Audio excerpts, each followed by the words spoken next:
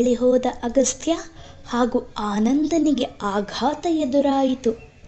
ಕಾರಣ, ಶಂಕರ್ ಅಲ್ಲಿ ಶವವಾಗಿ ಬಿದ್ದಿದ್ದನು. ಶಂಕರನ ಮೃತದೇಹ ನೋಡಿದ ಅಗಸ್ತ್ಯ ಹಾಗೂ ಆನಂದ್ ಒಬ್ಬರಿಗೊಬ್ಬರು ಮುಖ ನೋಡಿಕೊಂಡರು. ಅಗಸ್ತ್ಯ, ಏನು ಇದು? ಯಾರು ಶಂಕರ್ನ ಕೊಲೆ ಮಾಡಿದ್ದು? ನಿನ್ನೆ ರಾತ್ರಿ ತಾನೇ ನೋಡಿದ್ವಲ್ಲ? ಆಶ್ಚರ್ಯ ವ್ಯಕ್ತಪಡಿಸಿದನು ಆನಂದ್. ನಿನಗೆ ಶಂಕರ್ ಕೊಲೆಯಾಗಿರೋ ವಿಷಯ ಹೇಗೆ ತಿಳಿತು? ಕೇಳಿದನು ಅಗಸ್ತ್ಯ. ನನಗೂ ಇಲ್ಲಿಗೆ ಬಂದ ಮೇಲೇನೇ ಗೊತ್ತಾಗಿದ್ದು ಶಂಕರ್ ಕೊಲೆ ಆಗಿರೋದು ಎಂದನು ಆನಂದ್. ಮತ್ತೆ ಇಲ್ಲಿ ಕೊಲೆ ಆಗಿದೆ ಅಂತ ನಿನಗೆ ಹೇಗೆ ಗೊತ್ತಾಯ್ತು? ಕೇಳಿದನು ಅಗಸ್ತ್ಯ. ಬೆಳಗ್ಗೆ ಹಲ್ಲುಜ್ಜುವಾಗ ನಮ್ಮ ಪಕ್ಕದ ಮನೆಯವರು ಮಾತಾಡ್ತಿದ್ರು, ಅರಳಿ ಮರದ ಹತ್ರ ಕೊಲೆ ಆಗಿದೆ ಅಂತ. ಅದಕ್ಕೆ ನಿನ್ನನ್ನು ಇಲ್ಲಿ ಕರ್ಕೊಂಡು ಬಂದಿದ್ದು ಎಂದನು ಆನಂದ್. ಶಂಕರ್ನ ಯಾರು ಕೊಲೆ ಮಾಡಿರೋದು? ಯೋಚಿಸತೊಡಗಿದನು ಅಗಸ್ತ್ಯ. ಅಗಸ್ತ್ಯ, ನಿಮ್ಮಪ್ಪ ಊರಿಗೆ ಬಂದ್ರಾ? ಕೇಳಿದನು ಆನಂದ್. ಗೊತ್ತಿಲ್ಲ ಎಂದನು ಅಗಸ್ತ್ಯ. ಮತ್ತೆ ಶಂಕರನ ಕೊಲೆ ಹೇಗಾಯ್ತೋ? ಕೇಳಿದನು ಆನಂದ್. ಅದನ್ನು ತಿಳ್ಕೋಬೇಕಂದ್ರೆ ಮೊದಲು ನಮ್ಮ ಅಪ್ಪನ ಪ್ರತಿಯೊಂದು ಹೆಜ್ಜೆಯನ್ನು ಗಮನಿಸಬೇಕು. ನೆಕ್ಸ್ಟ್ ವೀಕ್ ನನ್ನ IPS ರಿಸಲ್ಟ್ ಇದೆ. ಅದೆಲ್ಲ ಮುಗಿಲಿ, ಆಮೇಲೆ ಇದನ್ನೆಲ್ಲ ಕಂಡು ಹಿಡಿತೀನಿ. ಜೊತೆಗೆ ಇನ್ನೊಬ್ಬ ವ್ಯಕ್ತಿಗೂ ಕೂಡ ವೇಟ್ ಮಾಡ್ತಾ ಇದ್ದೀನಿ. ಎಲ್ಲ ಕೆಲಸ ಒಟ್ಟಿಗೆ ಆಗಲಿ ಅಂತ ಕಾಯ್ತಾ ಇದ್ದೀನಿ ಎಂದನು ಅಗಸ್ತ್ಯ. ಇನ್ನೊಬ್ರು ಯಾರೋ? ಕೇಳಿದನು ಆನಂದ್. ಹೊಂಗಿರಣ ಎಸ್ಟೇಟ್ ಹಳೆಯ ಓನರ್ ಚಂದ್ರಶೇಖರ್ ಎಂದನು ಅಗಸ್ತ್ಯ. ಅವ್ರು ಯಾಕೋ ಇಲ್ಲಿಗೆ ಬರ್ತಾರೆ? ಅಷ್ಟಕ್ಕೂ ಅವರು ಇಂಡಿಯಾದಲ್ಲೇ ಇಲ್ಲ, ದುಬೈನಲ್ಲಿ ಇರೋದು. ಅವನು ಇಲ್ಲಿಗೆ ಬಂದು ಏನು ಮಾಡ್ತಾನೆ? ಕೇಳಿದನು ಆನಂದ್. ಬರ್ತಾನೆ, ಖಂಡಿತ ಬರ್ತಾನೆ. ಅವನ ಜೀವ ಉಳಿಸ್ಕೊಳ್ಳೋದಕ್ಕಾದರೂ ಬರ್ತಾನೆ ಎಂದನು ಅಗಸ್ತ್ಯ. ನನಗೇನೂ ಅರ್ಥ ಆಗ್ತಿಲ್ಲ ಎಂದನು ಆನಂದ್. ಮುಂದೆ ಎಲ್ಲ ಅರ್ಥ ಆಗುತ್ತೆ ಎಂದನು ಅಗಸ್ತ್ಯ. ಹೀಗೆ ಶಂಕರನ ಕೇಸ್ ಯಾವುದೇ ಸಾಕ್ಷಿ ಸಿಗದೆ ಮುಚ್ಚಿತು. ದಿನಗಳು ಉರುಳಿದವು.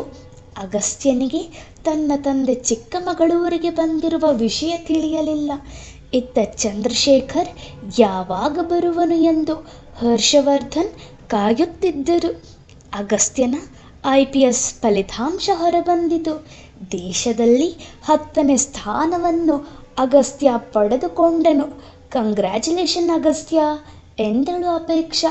ಥ್ಯಾಂಕ್ಸ್ ಅಪೇಕ್ಷಾ ಎಂದನು ಅಗಸ್ತ್ಯ. ಬರೀ ಥ್ಯಾಂಕ್ಸ್ ಅಲ್ಲೇ ಮುಗಿಸ್ತೀಯಾ? ಇಲ್ಲ ಟ್ರೀಟ್ ಏನಾದರೂ ಕೊಡಿಸ್ತೀಯಾ? ಕಿಚಾಯಿಸಿದಳು ಅಪೇಕ್ಷಾ. ಕೊಡಿಸ್ದೆ ಏನು, ನಾವಲ್ಲದೆ ಅವನಿಗೆ ಬೇರೆ ಯಾರಿದ್ದಾರೆ? ನೋಡಿ IPS ಅಗಸ್ತ್ಯ ಅವರೇ, ನಮಗೆಲ್ಲ ಪಾರ್ಟಿ ಕೊಡಿಸ್ಲೇಬೇಕು. ಇಲ್ಲ ಅಂದರೆ IPS ಅಗಸ್ತ್ಯ ಅವರು ಮೋಸ ಮಾಡಿದ್ದಾರೆ ಅಂತ ನಿಮ್ಮ ಮೇಲೆ ನಾವೇ ಕಂಪ್ಲೇಂಟ್ ಕೊಡ್ತೀವಿ ಎಂದನು ಆನಂದ್. ಆನಂದನ ಮಾತಿಗೆ ನಕ್ಕ ಅಗಸ್ತ್ಯ. ಓಹೋ, ಆಯಿತು, ಇವತ್ತು ಸಂಜೆನೇ ಚಿಕ್ಕಮಗಳೂರಲ್ಲಿರೋ ಒಂದು ಸ್ಟಾರ್ ಹೋಟೆಲ್ಗೆ ಹೋಗೋಣ ಎಂದನು ಅಗಸ್ತ್ಯ. ಅಗಸ್ತ್ಯನ ಮಾತಿಗೆ ಅಪೇಕ್ಷಾ ಹಾಗೂ ಆನಂದ್ ಒಪ್ಪಿದರು. ಸಂಜೆ ಸುಮಾರು 6 ಗಂಟೆಯ ಹೊತ್ತಿಗೆ ಮೂವರು ಚಿಕ್ಕಮಗಳೂರಿನ ಪ್ರತಿಷ್ಠಿತ ಹೋಟೆಲ್ ಒಂದಕ್ಕೆ ಸಂತೋಷದಿಂದ ಹೊರಟರು. ಹೋಟೆಲ್ ತಲುಪಲು ಸುಮಾರು ಅರ್ಧ ಗಂಟೆ ಸಮಯ ತೆಗೆದುಕೊಂಡಿತು. ಅಪೇಕ್ಷಾ, ಆನಂದ್, ನೀವು ಇಲ್ಲೇ ಇರಿ, ನಾನು ಹೋಗಿ ಕಾರ್ ಪಾರ್ಕ್ ಮಾಡಿ ಬರ್ತೀನಿ. ಹೋಟೆಲ್ ಮುಂದೆ ಕಾರ್ ನಿಲ್ಲಿಸಿ ಹೇಳಿದನು ಅಗಸ್ತ್ಯ. ಅಪೇಕ್ಷಾ ಹಾಗೂ ಆನಂದ್ ಕಾರ್ನಿಂದ ಕೆಳಗೆ ಇಳಿದರು. ಅಗಸ್ತ್ಯ ಕಾರ್ ಪಾರ್ಕ್ ಮಾಡುವ ಜಾಗಕ್ಕೆ ಹೋಗಿ ತನ್ನ ಕಾರನ್ನು ನಿಲ್ಲಿಸುತ್ತಿದ್ದನು. ಅಪೇಕ್ಷಾ ಹಾಗೂ ಆನಂದ್ ಅಗಸ್ತ್ಯ ಬರುವವರೆಗೂ ಕಾಯುತ್ತಾ ನಿಂತಿದ್ದರು. ಅದೇ ಸಮಯಕ್ಕೆ ಹೋಟೆಲ್ ಒಳಗಿನಿಂದ ಹರ್ಷವರ್ಧನ್ ಬರುವುದನ್ನು ಆನಂದ್ ನೋಡಿದನು. ಆದರೆ ತಕ್ಷಣಕ್ಕೆ ಅವರೇ ಅಗಸ್ತ್ಯನ ತಂದೆ ಎಂದು ಆನಂದನಿಗೆ ತಿಳಿಯಲಿಲ್ಲ. ಏಕೆಂದರೆ ಆನಂದ್ ಈ ಮೊದಲು ಅವರನ್ನು ಎಲ್ಲಿಯೂ ನೋಡಿರಲಿಲ್ಲ. ಅಪೇಕ್ಷಳಿಗೂ ಸಹ ಹರ್ಷವರ್ಧನ್ ಇವರೇ ಎಂದು ತಿಳಿಯಲಿಲ್ಲ. ಇಬ್ಬರೂ ತಮ್ಮ ಪಾಡಿಗೆ ತಾವು ನಿಂತು ಮಾತನಾಡುತ್ತಿದ್ದರು.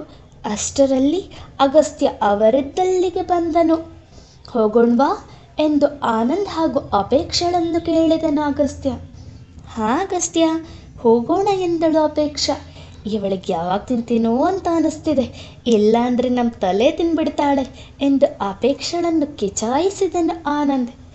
ಯಾಕೋ ಕೊಬ್ಬ, ನೀನು ತಿನ್ನೋಕೆ ಅಲ್ವಾ ಬಂದಿರೋದು ಎಂದು ಮುಖ ತಿರುವಿದಳು ಅಪೇಕ್ಷಾ. ತಿನ್ನೋಕೆ ಬಂದಿದ್ದೀನಿ ನಿಜ, ಆದರೆ ನಿನ್ನ ಥರ ಬಕಾಸುರ ಥರ ತಿನ್ನೋಕೆ ಬಂದಿಲ್ಲ ಎಂದನು ಆನಂದ್. ನೋಡು ಆನಂದ್, ನನ್ನ ಹೀಗೆ ರೇಗಿಸ್ತಾ ಇದ್ರೆ ಎಂದಳು ಅಪೇಕ್ಷಾ. ಓಹೋ ಸಾಕು, ಹೀಗೆ ಜಗಳ ಆಡ್ತಾ ಇರ್ತೀರೋ ಇಲ್ಲ ಒಳಗೆ ಬರ್ತೀರೋ ಕೇಳಿದನು ಅಗಸ್ತ್ಯ. ಹಾಗೆ ಕೇಳು ಅಗಸ್ತ್ಯ, ಸುಮ್ಮನೆ ಕಾಲು ಕೆರ್ಕೊಂಡು ಜಗಳ ಮಾಡ್ತಾನೆ ಎಂದಳು ಅಪೇಕ್ಷಾ. ನಾನು ಬರೀ ಮಾತಾಡಿದೆ, ಜಗಳ ಆಡಿದ್ ನೀನು ಎಂದನು ಆನಂದ್. ಸ್ಟಾಪ್ ಇಟ್ ಎಂದನು ಅಗಸ್ತ್ಯ. ಆನಂದ್ ಹಾಗೂ ಅಪೇಕ್ಷಾ ಮೌನವಾದರು. ಬನ್ನಿ ಹೋಗೋಣ ಎಂದನು ಅಗಸ್ತ್ಯ. ಮೂವರು ಹೋಟೆಲ್ ಒಳಗೆ ಹೋದರು. ಅಲ್ಲಿ ನಡೆಯುತ್ತಿದ್ದ ದೃಶ್ಯವನ್ನು ಹರ್ಷವರ್ಧನ್ ನೋಡಿದನು. ಅಗಸ್ತ್ಯನ ಜೊತೆಗೆ ಇದ್ದ ಅಪೇಕ್ಷಾ ಹಾಗೂ ಆನಂದನನ್ನು ನೋಡಿದರು. ತಕ್ಷಣವೇ ತನ್ನ ಫೋನ್ ತೆಗೆದುಕೊಂಡು, ಹಲೋ, ಅಗಸ್ತ್ಯ ಇಲ್ಲೇ ಇದ್ದಾನೆ, ಅವನ ಜೊತೆ ಇನ್ನೊಂದು ಹುಡುಗ ಮತ್ತು ಹುಡುಗಿ ಇದ್ದಾಳೆ. ಆ ಶಂಕರ್ ಹೇಳಿದ ಹುಡುಗಿ ಇವಳೇ ಇರಬೇಕು, ಅದೇ ಆ ವಿನೋದ ಮಗಳು. ಈ ಹುಡುಗ ಅಗಸ್ತ್ಯನ ಫ್ರೆಂಡ್ ಇರಬೇಕು ಎಂದನು. ಅವರಿಲ್ಲಿ ಏನು ಮಾಡ್ತಾ ಇದ್ದಾರೆ? ಮತ್ತೊಂದು ಬದಿಯಿಂದ ಒಬ್ಬ ವ್ಯಕ್ತಿ ಕೇಳಿದನು. ಗೊತ್ತಿಲ್ಲ ಎಂದನು ಹರ್ಷವರ್ಧನ್. ನೀನು ಅಗಸ್ತ್ಯನ ಮಾತನಾಡಿಸಲಿಲ್ಲವೇ ಕೇಳಿದನು ಆ ವ್ಯಕ್ತಿ. ಇಲ್ಲ, ನಾನು ಕಾರ್ ಹತ್ತಿದ ಮೇಲೆ ಅವರ ನೋಡಿದ್ದು ಎಂದನು ಹರ್ಷವರ್ಧನ್. ಸರಿ, ಅವರು ಅಲ್ಲಿಂದ ಹೋಗೋವರೆಗೂ ನೀನು ಅಲ್ಲೇ ಇರು, ಅವ್ರನ್ನ ಫಾಲೋ ಮಾಡಿ ಏನು ಮಾಡ್ತಾರೆ ಅಂತ ನೋಡು ಎಂದನು ಆ ವ್ಯಕ್ತಿ. ಸರಿ ಆಯಿತು ಎಂದು ಕರೆ ನಿಷ್ಕ್ರಿಯಗೊಳಿಸಿದನು ಹರ್ಷವರ್ಧನ್.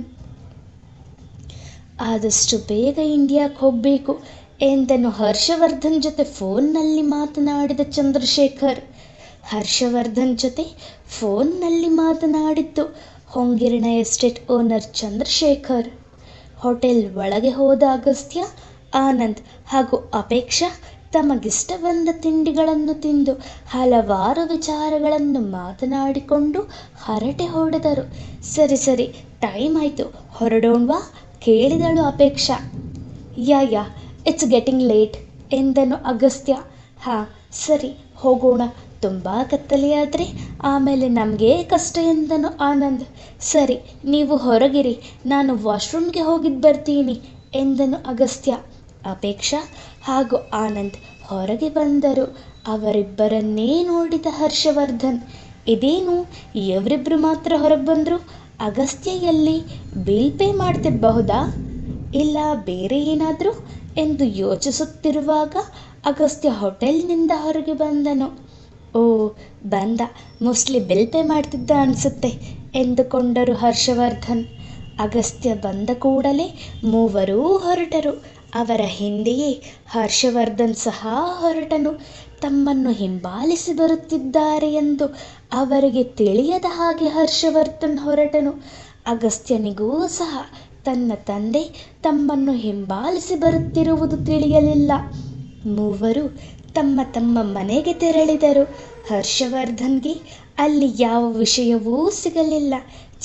ಇವರು ಬರೀ ಊಟ ಮಾಡಿ ಹೋಗೋಕೆ ಬಂದಿದ್ರ, ಸುಮ್ಮನೆ ಅನುಮಾನ ಪಟ್ಟು ಹಿಂದೆ ಬಂದೆ ಎಂದು ಬಂದ ದಾರಿಗೆ ಸುಂಕವಿಲ್ಲ ಎಂದು ಹೊರಟರು.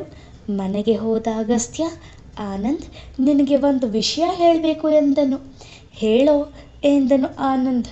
ಹೋಟೆಲ್ ಹತ್ರ ಏನಾದರೂ ನೋಡ್ದ ಎಂದು ಕೇಳಿದನು ಅಗಸ್ತ್ಯ. ಹೋಟೆಲ್ ಹತ್ರನಾ? ಏನೂ ಇಲ್ವಲ್ಲ ಎಂದನು ಆನಂದ್. ಸ್ವಲ್ಪ ನೆನಪು ಮಾಡ್ಕೋ, ಯಾರಾದರೂ ವ್ಯಕ್ತಿ, ಏನಾದರೂ ಅನುಮಾನ ಬರುವಂತಹದ್ದು ಎಂದನು ಅಗಸ್ತ್ಯ. ಇಲ್ಲ, ನನಗೇನೂ ನೆನಪಾಗುತ್ತಿಲ್ಲ, ತುಂಬ ಹೊತ್ತು ಯೋಚಿಸಿ ಹೇಳಿದನು ಆನಂದ್. ತನ್ನ ಮೊಬೈಲ್ ಫೋನ್ ತೆಗೆದ ಅಗಸ್ತ್ಯ ಅದರಲ್ಲಿದ್ದ ಒಂದು ಫೋಟೋವನ್ನು ತೆಗೆದು, ಇವರನ್ನ ಎಲ್ಲಾದರೂ ನೋಡಿದ್ಯಾ ಎಂದು ಕೇಳಿದನು. ಅಗಸ್ತ್ಯನ ಬಳಿಯಿಂದ ಫೋನ್ ತೆಗೆದುಕೊಂಡ ಆನಂದ್ ಸ್ವಲ್ಪ ಹೊತ್ತು ನೋಡಿ, ಹಾ ಕಣೋ ಅಗಸ್ತ್ಯ, ಹೋಟೆಲ್ ಹತ್ರ ಇವರನ್ನ ನೋಡಿದೆ, ಯಾರೋ ಇದು ಎಂದು ಕೇಳಿದನು. ADGP ಹರ್ಷವರ್ಧನ್ ಎಂದನು ಅಗಸ್ತ್ಯ. ಹರ್ಷವರ್ಧನ? ಏನು ಹರ್ಷವರ್ಧನ? ನಿಮ್ಮಪ್ಪ? ಎಂದನು ಆನಂದ್ ಆಶ್ಚರ್ಯದಿಂದ. ಹೌದು, ನಮ್ಮಪ್ಪನೇ ಎಂದನು ಅಗಸ್ತ್ಯ. ನಿಮ್ಮಪ್ಪ ಯಾವಾಗ ಬಂದರು ಎಂದು ಕೇಳಿದನು ಆನಂದ್. ನಾನಿಲ್ಲಿಗೆ ಬಂದಿನಾನೇ ನಮ್ಮಪ್ಪ ಇಲ್ಲಿಗೆ ಬಂದಿರೋದು. ಶಂಕರ್ನ ಇಲ್ಲಿ ನೋಡಿದಾಗಲೇ ನನಗೆ ಅನುಮಾನ ಬಂತು. ಆಗಲೇ ಗೊತ್ತಾಗಿದ್ದು ನಮ್ಮಪ್ಪ ಬಂದಿದ್ದಾರಂತ.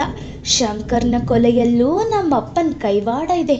ಅದಕ್ಕೆ ಆ ಕೇಸ್ ಅರ್ಧಕ್ಕೆ ನಿಂತಿದ್ದು ಎಂದನು ಅಗಸ್ತ್ಯ. ಏನು ಹೇಳ್ತಾ ಇದೀಯ ನೀನು? ಆಶ್ಚರ್ಯದಿಂದ ಕೇಳಿದನು ಆನಂದ್. ಹೌದು ಆನಂದ್, ನಾನು ಈಗ ನಿನ್ನ ಹತ್ರ ಹೇಳೋ ವಿಷಯ ತುಂಬ ಗುಟ್ಟಾಗಿ ಇರಬೇಕು.